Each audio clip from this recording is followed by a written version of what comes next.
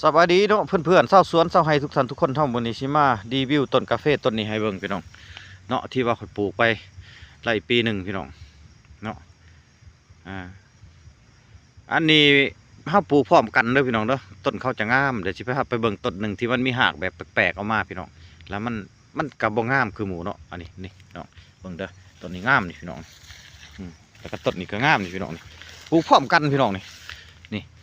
ปลูกพร้อมกันนี่ออกดอกแล้วพี่น้องนี่เห็นบ่งามแล้วก็มีต้นหนึ่งอีกพี่น้องนี่ที่มันบ่งามใช่เบิ่งนี่เห็นบ่พี่น้องมันน้อยๆคือหมู่นี่น้อยวันนี้หากมันนี่พี่น้องมันก็สิให้เบิ่งนี่พี่น้องหากมันนี่แปลกนี่เห็นบ่แปลกๆใหม่ๆแบบนี้นี่มันหากมันแนวนี่พี่น้องหากเขาเอิ้นว่าหากคู่หาก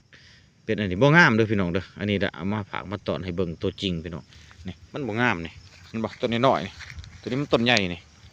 เห็นบ่นี่หมู่มันนี่ใหญ่เบิดพี่น้องนี่